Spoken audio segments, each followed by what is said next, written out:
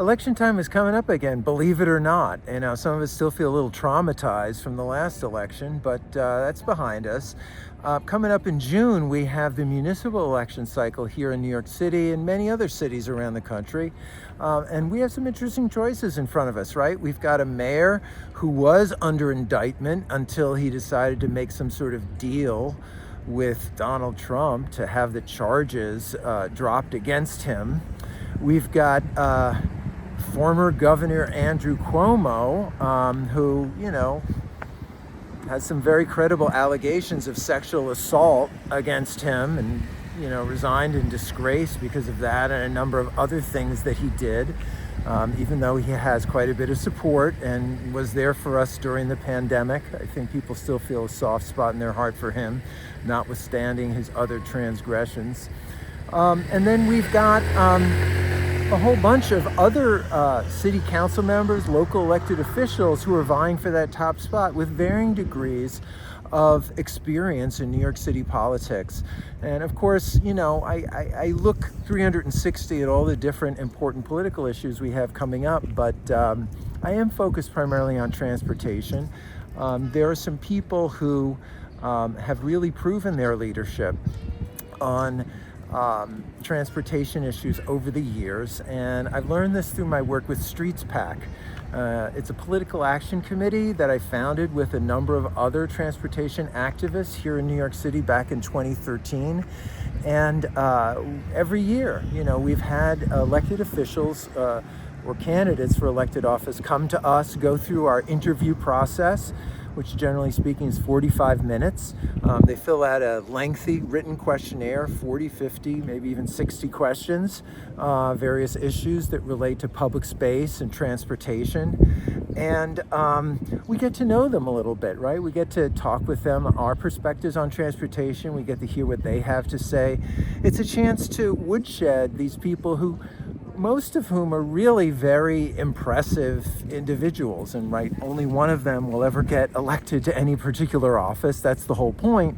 But the ones who aren't elected may well run successfully the next electoral cycle, or they go into different areas. Perhaps government isn't for them after all, or not as a long-term career, but having that opportunity to discuss those big ideas with them through the Streets PAC endorsement process and vetting process, I think is one of the best things that I've ever done as a political activist here in New York City.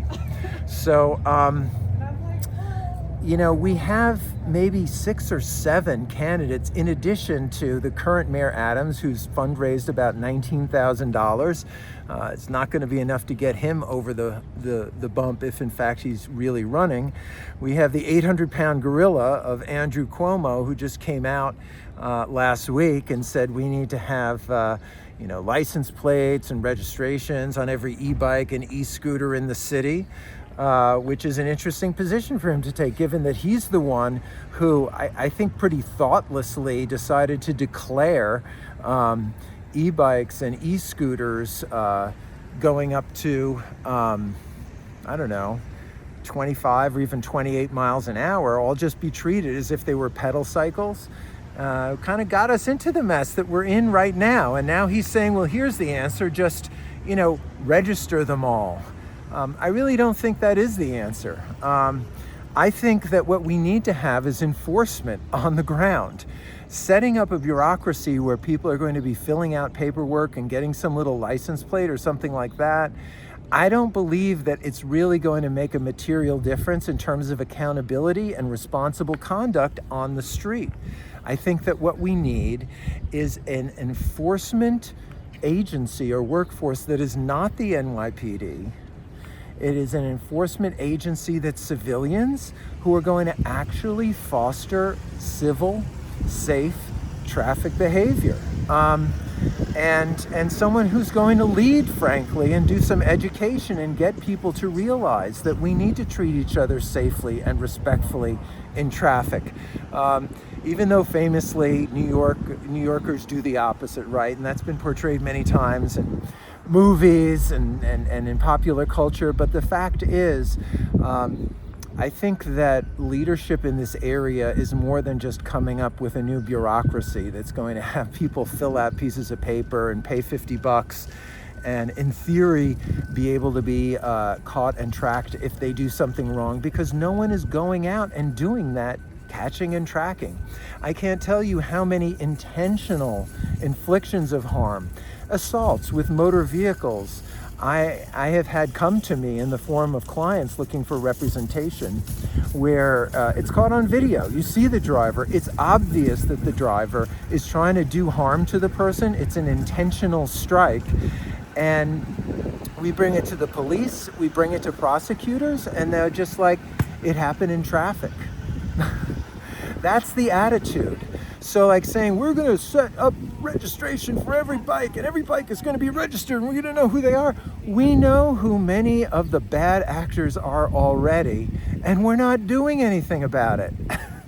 So I think that this plan of Cuomo's is absurd. It's just like this sort of a palliative to say he's going to do something about it, and it's not getting at the real problem, which is the NYPD, which is not doing its job to enforce the traffic rules. And I think it's a job we should take away from NYPD. They don't want it. We don't like the way they're doing it. So let's try to do that differently instead of setting up some shadow bureaucracy that's like the DMV, but for e-bike operators. Not the right answer. We do have a number of additional candidates who are running. Brad Lander, who has a long career, especially a good record on transportation policy here in New York City. Scott Stringer, a former controller, is also trying to make a comeback. Had been out of public office for a while. I knew Scott back in the early 80s. He was a district leader on the Upper West Side when I was working for Ruth Messinger, the city council member, DSA member, who was herself also a big cyclist. And I think Scott has a good kind of intuitive feel for the needs of cyclists here in the city, because growing up on the Upper West Side, that was one of the most cyclingist places or neighborhoods around the whole city. That was for sure, along with probably the East Village, East Harlem, and a few other places. So Scott has something to say on these issues as well. And then here, I'm in Astoria, which is represented by Assembly member Zoran Mamdani, who's also running, another DSA member, and he's got some interesting ideas, and he's also really quite a good speaker. I do wonder, as a state legislator, exactly whether he has what it takes from a sort of administrative perspective to be a chief executive of a city like New York City. But he certainly knows how to communicate his ideas very well, and I see him generating quite a bit of enthusiasm. We have a number of other people. Zelnor Myrie, another state legislator, who has been working with Streets PAC for years and has done a great deal in central Brooklyn, in the district that he represents, and has a lot to offer. Jessica Ramos, another state senator from further out in Queens, who has really been a champion of labor issues and on transportation. She doesn't have a driver's license. I think she may be the only one of all the mayoral candidates who doesn't even have a driver's license, right? So that sensitizes her to what it's like to be a vulnerable road user in New York, to rely on mass transit and other forms of transportation. That's just the tip of the iceberg. I'm sure there's 4 or 5 other candidates for mayor here in New York City as well. But it will be interesting as part of the Streets PAC board over the coming months to be vetting all of these different people who have a vision for the city that they would like to see adopted and to carry them into office. At the end of the day, it's really going to be important to not just make these rhetorical pronouncements and make promises about what is going to be done. I think we must have learned by now that you can't move fast enough, and you can't worry about breaking things, because we have many people out there who don't care about our way of life and frankly want to shut it down, who are moving fast and breaking things. So we have to adapt, and that's something that I'm looking forward to as a change of pace here in New York City politics.